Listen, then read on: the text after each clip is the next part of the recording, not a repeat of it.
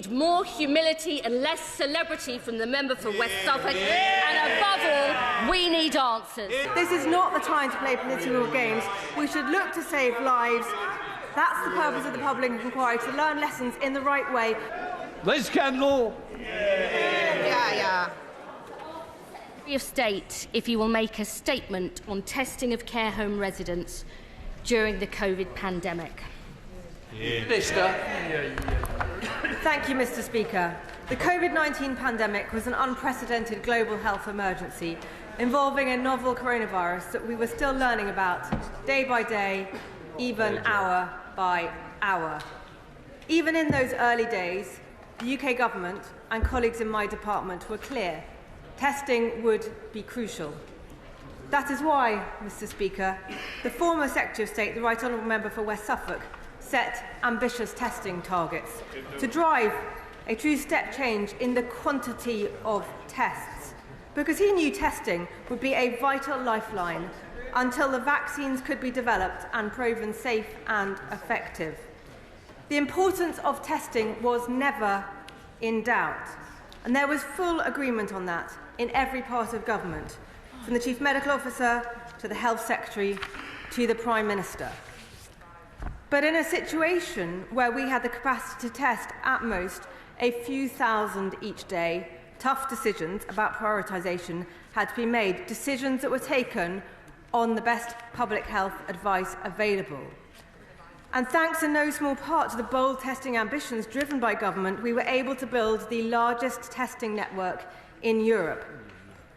I want to put on record my thanks to all those who worked tirelessly on this mission day and night, from civil servants to the NHS, and of course our incredible social care workforce who did so much to look after their residents. They all deserve our lasting gratitude. Mr. Speaker, the situation in our care homes was extremely difficult in the pandemic, not just in England, but across the UK and indeed across the world, because of the vulnerability of residents and the large numbers of people who come in and out of care homes. It is vital that we learn lessons. It's equally vital, Mr. Speaker, that we learn those lessons in the right context. I should mention that selective snippets of WhatsApp conversations give a limited and at times misleading insight into the machinery of government at the time. That is why the COVID inquiry is so important, so we have the right preparations in place to meet future threats and challenges. Thank you. Senator Minister Liz Kendall. Mr. Speaker, throughout the COVID pandemic, ministers repeatedly claimed they threw a protective ring around England's care homes and always followed the evidence and scientific advice. But WhatsApp messages from the former Health Secretary, revealed in today's Telegraph, suggest nothing could be further from the truth. Can the Minister now confirm that the Chief Medical Officer first advised the Government to test all residents going into care homes in early April 2020? Can she explain why the former Health Secretary rejected this advice and failed to introduce community testing until the 14th of August, a staggering 4 months later? Can she publish the evidence that following the advice would have muddied the waters, as the member for West Suffolk claimed? And can she confirm that 17,678 people died of COVID in care homes between the CMO's advice and the government finally deciding to act? She should know, Mr. Speaker, because she was responsible for care homes at the time. Now, former ministers are touring the studios this morning, claiming this delay was simply because there weren't enough tests. Where is the evidence for this? And even if tests were in short supply, why weren't care home residents prioritised when the devastating impact of COVID was there for all to see? Now, Mr. Speaker, nobody denies that dealing with COVID was unbelievably difficult, especially in the early days. But care home residents and staff were simply not a priority. Yet the former Prime Minister and Health Secretary were first warned about the emerging horror in care homes by my honourable friend, the member for Hove, in March 2020. I myself raised the lack of testing in care homes with the Health Secretary. On the 8th of April, the 28th of April, the 19th of May and the 17th of June, long before the CMO's advice was finally followed. The Minister will no doubt say all these issues will be looked at in the public inquiry, but the findings from this won't be available for years. Mr. Speaker, the families of the 43,000 care home residents who lost their lives will be appalled at the former Health Secretary attempting to rewrite history, an attempt that will turn to ashes along with his TV career. We need more humility and less celebrity from the member for West Suffolk, and above all, we need answers.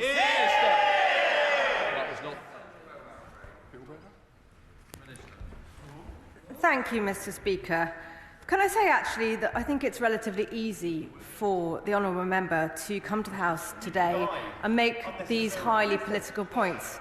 And knowing, actually, how she and I worked together in the pandemic, and she and I talked about all that we were doing to look after people in care homes, I am, as I say, shocked and disappointed in the tone that she has taken today when we are dealing with extremely serious questions. I will turn first to some of the difficult prioritisation decisions that were made given the limited quantity of testing that we had at the beginning of the pandemic. Mr. Speaker, the government followed the expert public health advice available at the time.